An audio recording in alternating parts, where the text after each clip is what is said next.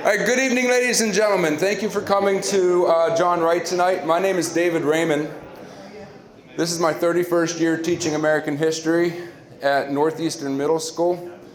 And we created Bobblehead George 5 years ago during the pandemic. When we weren't able to take our students to Gettysburg, we decided to go and film, quote-unquote, a virtual video of Gettysburg so we can show it to our kids. We planned on just using our cell phones and being some adults with cell phones, but my son, who is a professional videographer, came with us. The video turned into something special. It caught the attention of a lot of organizations, first York History Center, then George Washington's Mount Vernon. And over the last 5 years, if you'd have told me 5 years ago that we'd be here doing this tonight, I wouldn't have believed you. We found out after the pandemic there's still a desire for historical content, taking kids on video field trips. Just last year, when we took our 8th graders to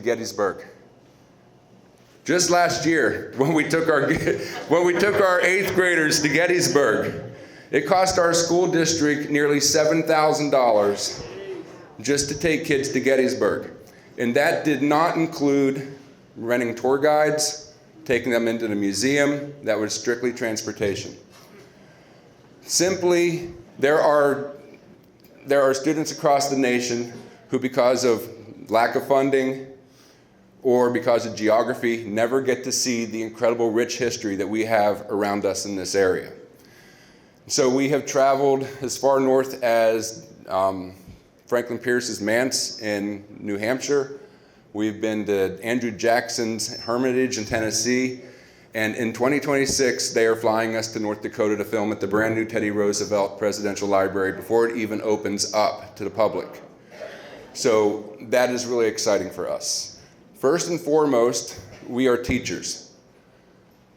That is us last year at Gettysburg, taking our kids on a field trip at Gettysburg. You see Mr. Gimbi on the left, talking to kids at Little Round Top, Mr. Graham explaining how artillery works, and that's me on the right, on top of Longstreet Tower. And you have not lived until you've taken 180 14-year-olds to the top of Longstreet Tower.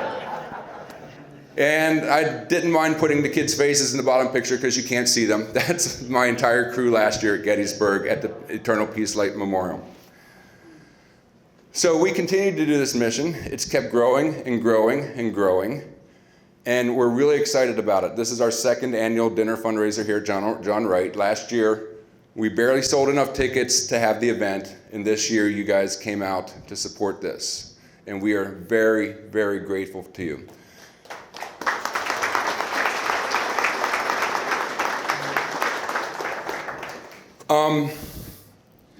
The nerd in me just likes being able to do what we do. That is me at the National Museum of Civil War Medicine in Philadelphia, Pennsylvania. I know that's part of one of our packages over there. There are tickets to that. We had over 70 organizations, locally, nationally, regionally, donate to our silent auction tonight. We had a couple anonymous donors, and we are very grateful to that. And so the silent auction bidding will open all the way up through dinner, and then after our guest speakers, Jim McClure and Scott Mingus tonight, then we will announce the winners for the silent auction. I just really enjoy being able to do what we do. It's really, really fun. A couple plugs real quick. First of all, I want to thank John Wright for having us tonight. I want to thank Chef Jim for preparing our 19th century meal. I said 18th century earlier, I'm sorry. I would like to thank Jim and Scott McClure back in the corner for being here to speak tonight.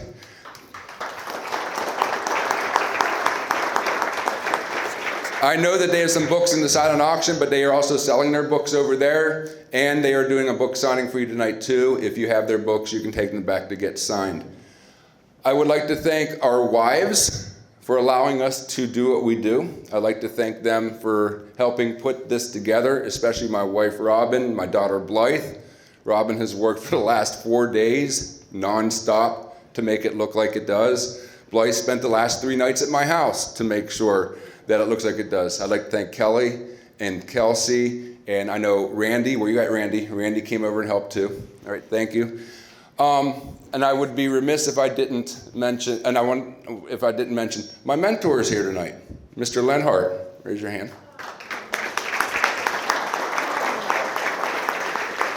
Charlie, if you want to know anything about history, taught history at Northeastern for 45 years before he retired.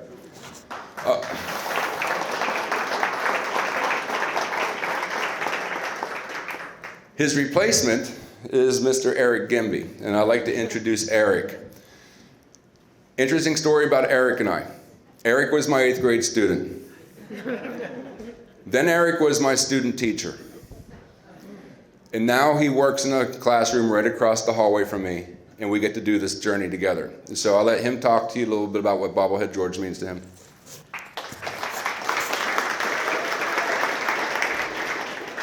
Hello everybody, so I'm Eric Gimbi. This is my 7th year teaching U.S. history at Northeastern Middle School, and this Bobblehead George opportunity has been really wonderful. We've been able to grow exponentially from just being able to showcase some of our rich local history to now being able to show kids all across the country all of these different national historical attractions. But as we've grown, so has the cost to produce all the stuff that we do, so we really appreciate the support and you guys being here tonight. When I first started teaching, I remember thinking, oh, I'm gonna be the young, hip guy coming in, being able to relate to these 14-year-olds. And what I found out was nothing could be further from the truth. So when I was a kid, there was nothing better than when the teacher would wheel in the TV cart and pop in a VHS tape. You know you're in for a great day. But now, the way all these kids consume media on their phone in these 1-minute increments, that old method of kind of teaching history doesn't necessarily capture that ever shrinking attention span they have.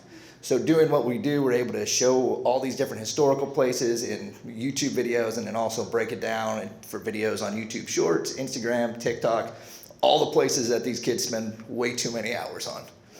So next up, we have Michael Graham. Hi there. I'm Mike Graham. I teach science at the middle school with Dave and Eric, so I have no business being here. No, I'm just kidding. One day Dave said, hey, do you want to shoot a video in my backyard? And I said, okay. And next summer we're going to North Dakota. So we're starting where it is right now. So no, Bobblehead George has been a huge learning opportunity for me. And like Dave and Eric, I just love to learn. I've learned a lot about history. I've also learned that everything you do on camera is twice as hard as it really should be. I've learned that as well. So just have a great time learning with these guys, and thank you very much for coming out tonight. What's great about having Mike is that he adds a science element to our videos.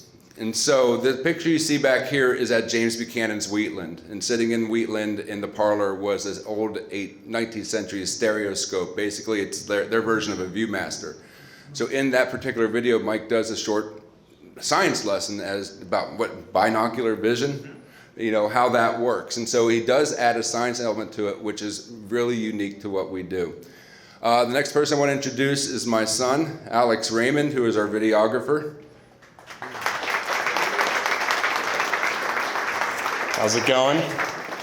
I'm the ringleader of the group. I tell them what to do, where to be.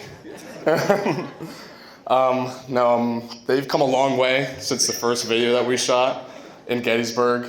We went from no scripts, no plan, thinking of what we're gonna say on the spot to a detailed plan of scripts, schedule, and now the videos turn out much better than they did. But yeah, thank you guys for being here. It's a lot of fun doing this and putting these videos together for everyone. And it's cool seeing how many people watch them. So thank you guys. Before I turn it over to Jim and before we eat dinner, on your table there are stickers. There's a Bobblehead George stickers. Kids like stickers. I don't know about adults, but those things in school are currency. There's also QR codes there for you if you would like to follow us on Instagram, Facebook. Yes, we're on TikTok, YouTube. Our next video should be out within the next 2 weeks. We filmed at George Washington's blacksmith shop. They allowed me to do some blacksmithing.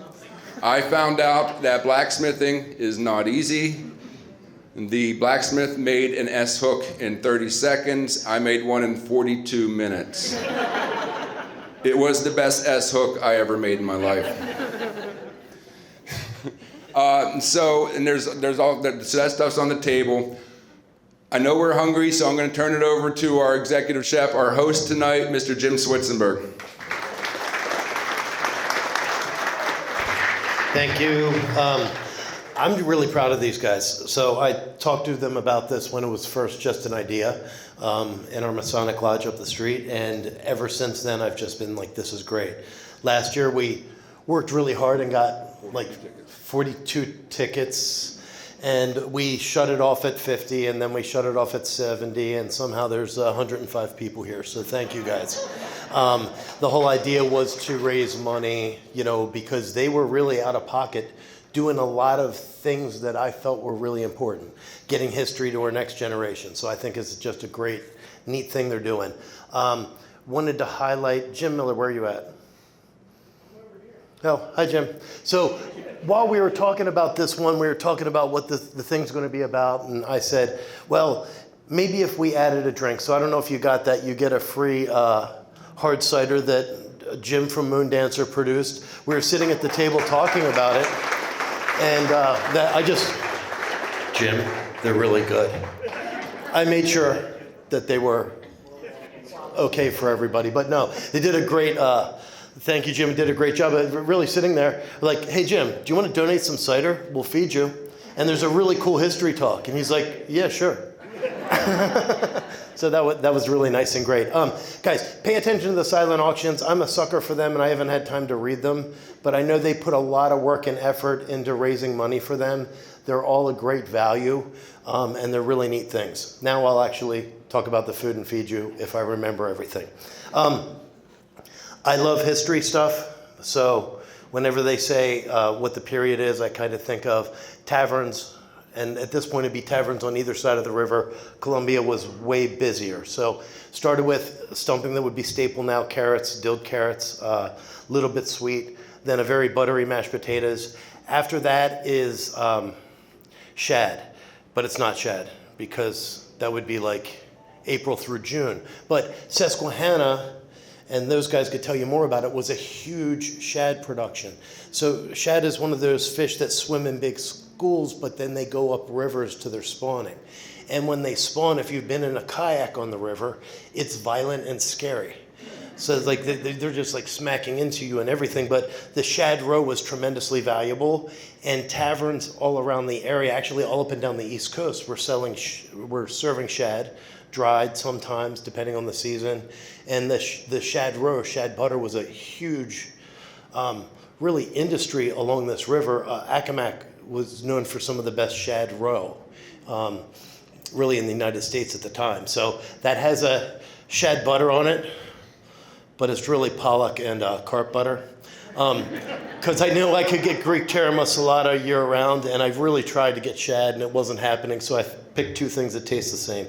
So imagine that it really is the 1860s and you're eating shad with shad butter on top. Next is, what I do? Chicken with sherry and mushroom sauce, everything. Did a lot of fortified wine. So the beef has Madeira, the other one has sherry because it kept better. It didn't sour. So because it was fortified, like 15, 17% alcohol, it kept. So I am going to, do you have anything else? I was just going to mention where they can find our videos besides social media. Okay. Jen will be releasing tables as soon as he's done talking, or even right away. You guys, when you're done, they will keep clearing, and then I'll come out and tell you about dessert right before our guest speakers talk. Thank you.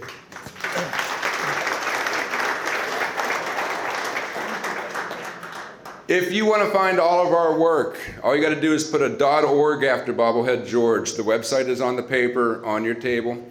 You'll find all of our videos there, all the places that we've worked with, a little bit more about us, our interviews on SiriusXM that we've been on, and on local news and things of that nature. You'll also find a collaboration we do with a company called Periodic Presence, where we do presidential shorts for kids. But everything is located on bobbleheadgeorge.org, and you can find us there. I want to say once again, thank you guys so much. We appreciate it. Enjoy the silent auction, enjoy dinner, and enjoy Scott and Jim when they give us their talk. Thank you so much.